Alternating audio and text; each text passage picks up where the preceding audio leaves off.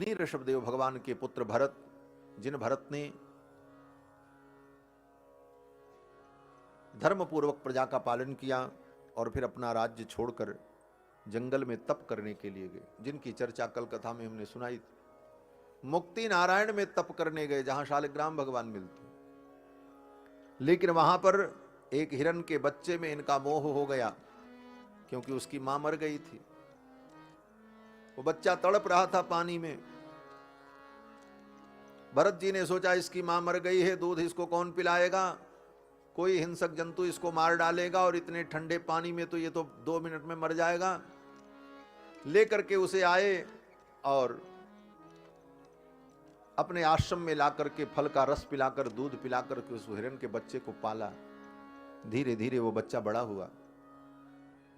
ज्यों-ज्यों वो बच्चा बड़ा हुआ त्यों-त्यों भरत जी का मोह उस बच्चे में हो गया। ऋषभदेव, भरत जी ने बहुत अच्छा काम किया।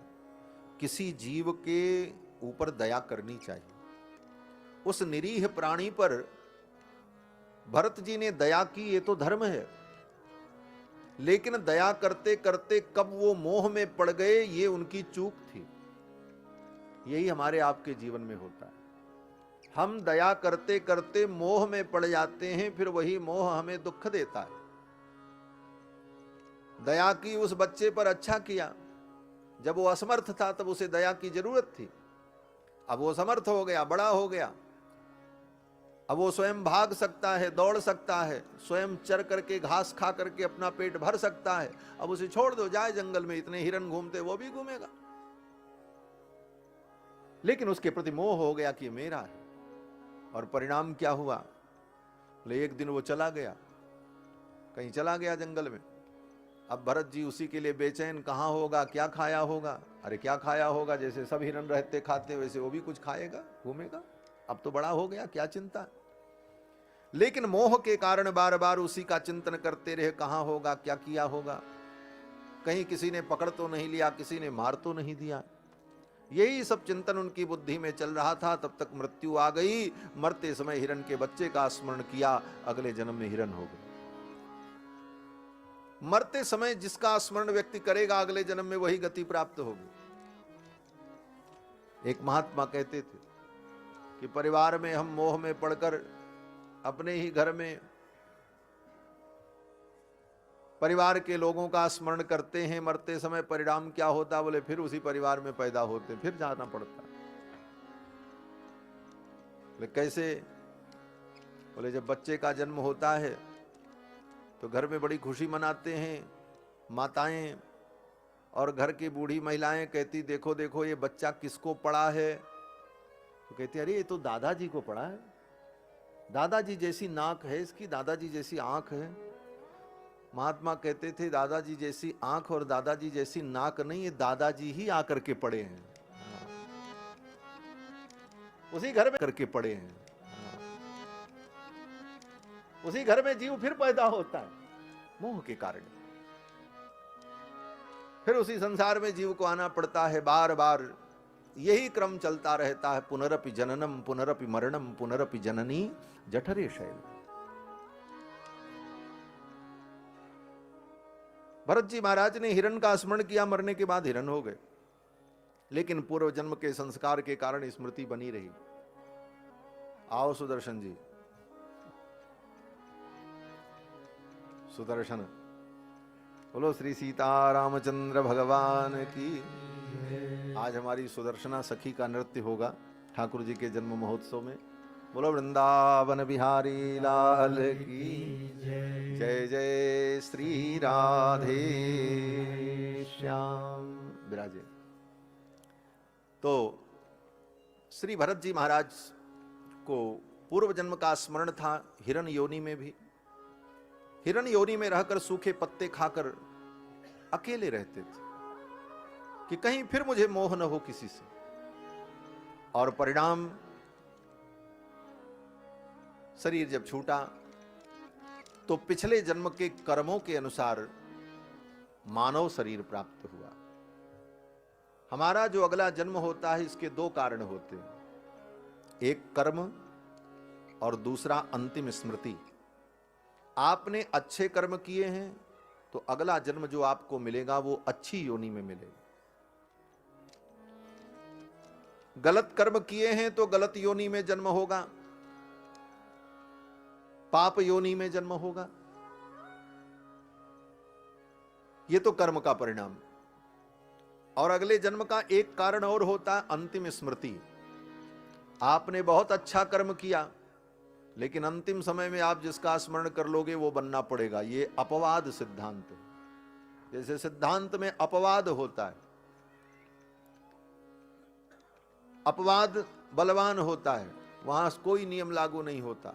तो अंतिम स्मृति जो है ये अपवाद है। तो इनका पिछला जन्म जो हुआ वो अंतिम स्मृति के आधार पर हुआ, हिरण बने। लेकिन हिरण शरीर छूटने के बाद जब इनका जन्म हुआ तो कर्म के अनुसार, जो इनके कर्म पिछले जन्म के अच्छे थे, इसलिए फिर मानव बनने का अवसर मिला और अंगिरा गोत्र के ब्राह्मण के कुल में जन्म हुआ। सावधान हो गए, इस बार भगवान ने फिर मनुष्य जीवन दिया है। मनुष्य जीवन बार बार नहीं मिलता। भगवान जब कभी करुणा करते हैं, कृपा करते हैं, तब मानव जीवन मिलता है। करुणा नर देहि, कबहु की करी करुणा नर देहि। तीत ईश बिनु हेतु सनेहि, तीत ईश बिनु हेतु सनेहि, तीत ईश बिनु हेतु सनेहि, तीत ईश बिनु हेतु सनेहि। कबहु की करी करुणा नर देहि, कबहु की करी करुणा नर देहि, कबहु की करी करुणा। भगवान जब करुणा करते हैं तो मानव जीवन मिलता है। ये आपके प्रयास से नहीं मिलता, ये भगवान की करुणा से मिला है और बार बार नहीं मिलता। आप विचार करो, मनुष्य बनने के लिए आपने भगवान को कोई पत्र लिखा था? कोई प्रार्थना पत्र दिया था कि भाई अगली बार हमको मनुष्य बना के भेजना? और मनुष्य में भी कई ऑप्शन थे।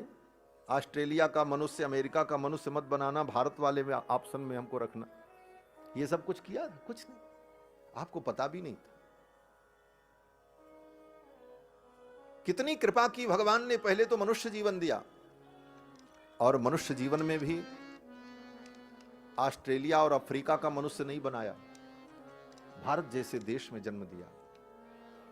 जिस देश में जन्म लेने के लिए, अवतार लेने के लिए भगवान भी आते हैं। जयति भारत वर्ष देशः, यस्य पावन भूमि भागे क्रीडितुम वांछति परेश। परमात्मा भी जिस भूमि पर क्रीड़ा करने के लिए लालायित रहता।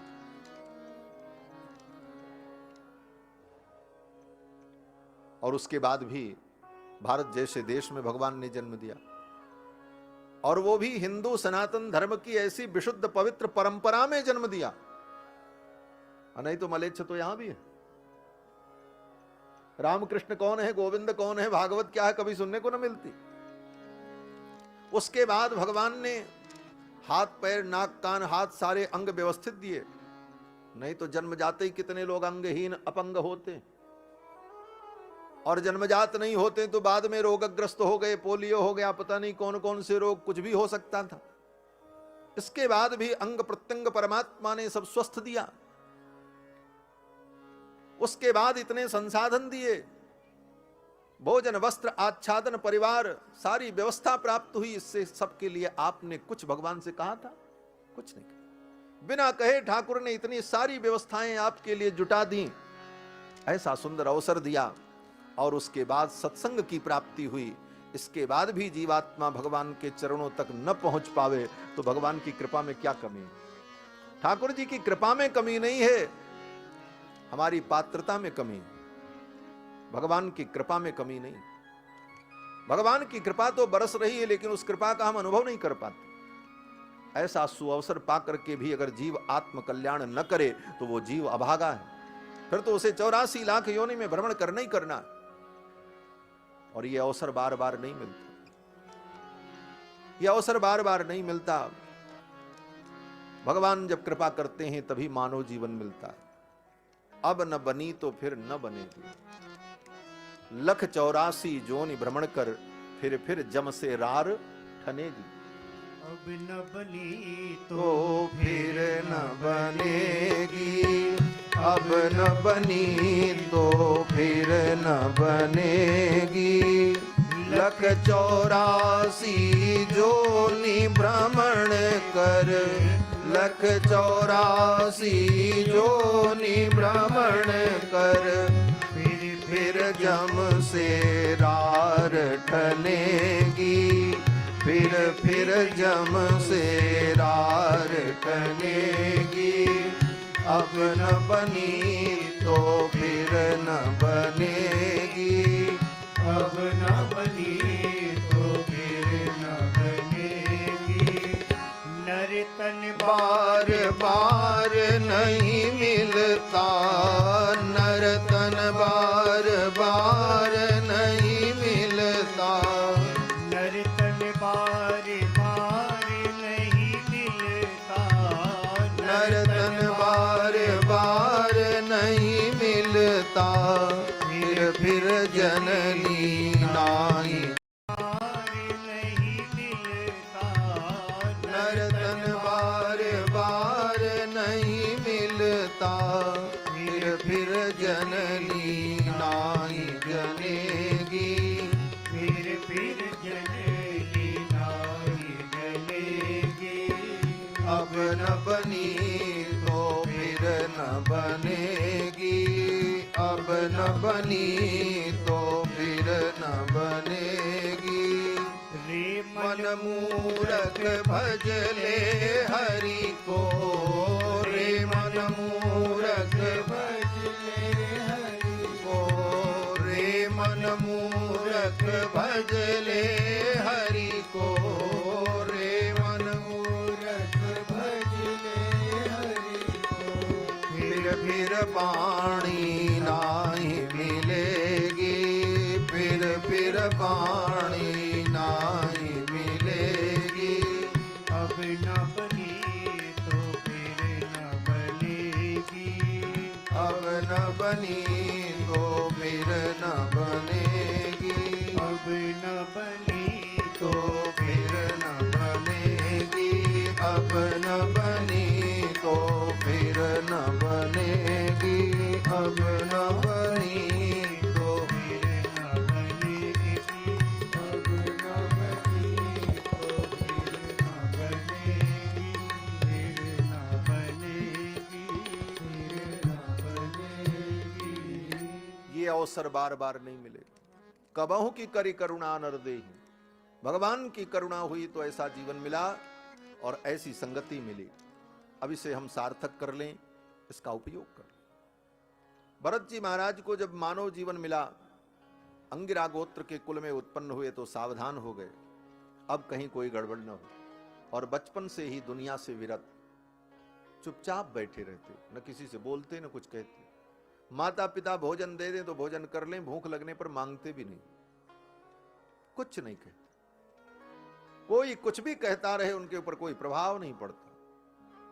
पिताजी ने यज्ञोपवीत संस्कार किया, गायत्री मंत्र याद कराने लगे। 6 महीने तक गायत्री मंत्र पढ़ाया, भरत जी ने याद नहीं किया। इनको तो अपने पिछले जन्म की सारी बात याद है, गायत्री मंत्र याद करने में कितनी देर लगेगी सब याद है, लेकिन जानबूझ करके गायत्री मंत्र का उच्चारण करके नहीं सुनाया, तो फिर धीरे धीरे दुनिया में प्रसिद्धि हो जाएगी कि भाई ये तो बड़ा विद्वान बन गया। फिर पिताजी हमको भेजेंगे, जाओ वहां यज्ञ करा करके आओ, उस जजमान के यहां ये पूजा करा करके आओ। फिर वे जजमान लोग दक्षिणा भी देंगे, फिर घर में धन आ जाएगा। जब सब कुछ आ जाएगा तो फिर कोई व्यक्ति अपनी कन्या का विवाह ला करके कर देगा, कन्यादान कर देगा। फिर मैं बंधन में पड़ करके फिर इसी प्रपंच में रह जाऊंगा, इसलिए अज्ञानी बन करके रहना ही ठीक। कुछ नहीं बोलते। माता पिता सब थक गए। पिता ने कहा ये तो जड़ बुद्धि, उनका नाम ही पड़ गया जड़ भरत। जड़ भरत, जड़ माने अज्ञानी। जैसे जड़ में कोई एक्टिविटी नहीं होती, गतिविधि नहीं होती, ईंटा पत्थर रखा है, जैसे रखा तो रख दो तो रखा, आप हटाओ तो हट जाए, ना हटाओ तो वहीं पड़ा। तो जैसे जड़ वस्तुओं में कोई क्रिया नहीं होती, उसी प्रकार उनमें कोई क्रिया नहीं। कोई खिला दो तो खा लें, कह दो उठो तो उठ जाएं, कह दो चलो तो चल दें, कोई अपने से कुछ करने नहीं। ऐसे जड़ भरत नाम पड़ गया। पिताजी ने संतोष कर लिया, इसके भाग्य में यही लिखा होगा। समय बीता, माता पिता की मृत्यु हो गई, भाई का घर में साम्राज्य हुआ, भौजाई आई। ये तो चुपचाप पड़े रहते थे, भोजन मिल जाए तो खा लेते थे। भाई को बड़ा प्रेम था, भाई दया के परवश भोजन दे देता था। भौजाई आई तो भाई ने कहा देखो ये मेरा भाई है और ये कुछ नहीं करता, इसे भोजन देना पड़ता है, इसे भोजन दे दिया करो। वो तो नई नई आई थी, वो सोचती थी कितना दें। पहले दिन 4 रोटी दिया तो जड़ भरत जी ने 4 ही रोटी में पेट भर लिया। दूसरे दिन सोची हो सकता पेट न भरा हो, मांगे नहीं संकोच में, आज 5 दे देते हैं। 5 दिया, 5 खा गए। दूसरे दिन सोचा अरे हो सकता और जो 6 दिया, 7 दिया, 10 20 जितना दे सब खा जाए, कभी ना ना हाँ। और तो परेशान बेचारी, बोले ये तो गजब है। अब 20 रोटी जब देना शुरू कर दिया तो 20 रोटी पा ले। तो महात्मा ही थे महाराज, साधु महात्मा तो खूब पाते हैं महाराज। हाँ, जिनको चिंता होती वो नहीं खा पाते हैं। साधु को कौन चिंता, मस्त राम मस्ती में, आग लगे बस्ती में, उनको कोई फर्क नहीं पड़ने वाला। और जिसको चिंता नहीं होती उसको भूख भी बढ़िया लगती है और नींद भी बढ़िया लगती है। खूब पाओ और सो। एक महात्मा कहते थे महाराज, साधु होके सोया नहीं और संसारी होके रोया नहीं तो उससे खराब कौन आदमी हो। साधु का तो मतलब है खा करके खूब सो, आनंद से क्या करना, कोई टेंशन नहीं, कोई चिंता नहीं। अब वो तो महाराज इतना जब खाए तो उसकी पत्नी तो परेशान हो गई, भौजाई। भौजाई ने कहा इसको तो मैं बना के खिलाते खिलाते मर जाऊंगी, कितना खिलाऊं। एक दिन वहीं सब रख दो। एक दिन भाई की पत्नी ने भाई से कहा देखो भाई, ये तुम्हारा जो भाई है ना, ये इतना खाता है, तुम कमाते कमाते मर जाओगे और मैं बनाते बनाते मर जाऊंगी। हाँ, तुम तो कमाते कमाते मरोगे और मैं बना के खिलाते खिलाते मरूंगी, और इसके ऊपर कोई फर्क पड़ने वाला नहीं। तो मुझसे तो अब होना नहीं है, अगर तुम उचित समझो तो इसको घर से विदा कर दो, अन्यथा ये गृहस्थी नहीं चलेगी। पत्नी के कहने पर भाई ने जड़ भरत जी को घर से निकाल दिया। बोले चले जाओ मेरे घर से, किसी काम लायक तुम नहीं हो। पहले तो 1-2 दिन खेत ओत में ले गया काम ओम कराने के लिए, लेकिन जड़ भरत जी ने कुछ किया ही नहीं। जो भी किया उल्टा पलटा कर दिया जानबूझ करके। जड़ भरत जी ने सोचा आज बढ़िया से काम करेंगे, खेत में गुड़ाई करेंगे, मिट्टी बराबर करेंगे, तो कल से रोज मेरी ड्यूटी लगाएगा। बोले चलो ये करो, तब तो हम यही करते रह जाएंगे। आए थे हरिभजन को, ओटन लगे कपास, भजन करने के लिए संसार में आए, तो ये कपास ओटने में जिंदगी चली जाएगी। भाई ने घर से निकाल दिया, बोले जाओ, चल पड़े। भगवान का स्मरण करते हुए जा रहे थे। उधर से सिंध सोबीर देश का राजा पालकी में बैठ करके आ रहा था। उसका कहार बीमार पड़ गया, बड़ी बड़ी कथाएं हैं, उसको भी उपदेश दिया। जंगल में जा रहे थे तो एक डाकू भगवती काली की आराधना कर रहा था। उसको किसी मनुष्य की आवश्यकता थी, मनुष्य की बलि चढ़ा करके अपनी पूजा को पूर्ण करना चाहता था। उसके सेवक जड़ भरत जी को ही पकड़ करके ले गए। जड़ भरत जी को स्नान कराया, लाल पीले कपड़े पहनाए महाराज, सिंदूर का तिलक लगाया, और बलि चढ़ाने के लिए उस डाकू ने तलवार उठाई। तब तक सामने देवी की जो प्रतिमा थी वो प्रतिमा फट गई। सहसोच चचाट शैव देवी भद्रकाली, वो भद्रकाली उस प्रतिमा के अंदर से प्रकट हो गई और तलवार छीन करके उस तलवार से उस डाकू के मस्तक को ही काट दिया। और नृत्य करती हुई वो काली अंतर्ध्यान हो गई। वो डाकू तो देवी को प्रसन्न करना चाहता था, लेकिन देवी डाकू पर प्रसन्न नहीं हुई, जड़ भरत पर प्रसन्न हो गई। उल्टा हो गया। इतने दिनों से वो पूजा कर रहा था डाकू की, देवी मेरे ऊपर प्रसन्न हो, और देवी उस पर प्रसन्न न होकर जड़ भरत जी पर प्रसन्न हो गई। क्यों? बोले जा पर कृपा राम के होई, ता पर कृपा करे सब कोई। जिसके जीवन में भगवान की भक्ति होती उसके ऊपर सभी देवी देवता कृपा करते हैं, चाहे तुम उनकी भक्ति करो ना करो। भगवान की भक्ति करोगे सब प्रसन्न रहेंगे। और भगवान की भक्ति नहीं की और सबकी तुमने भक्ति की तो सारे देवी देवता मिलकर के भी तुम्हारी रक्षा नहीं कर पाएंगे, अगर भगवान प्रसन्न नहीं। इसका ये उदाहरण है, प्रत्यक्ष उदाहरण।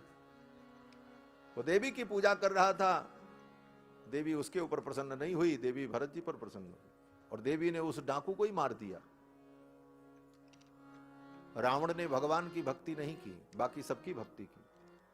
सभी देवी देवताओं को रावण ने पूजा और उनसे वरदान प्राप्त किया, लेकिन भगवान के चरणों की भक्ति रावण ने नहीं की। परिणाम क्या हुआ बोले, सारे देवी देवता मिलकर के भी रावण को बचा नहीं पाए।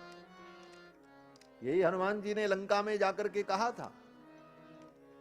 लंका में हनुमान जी पहुंचे तो रावण को जब देखा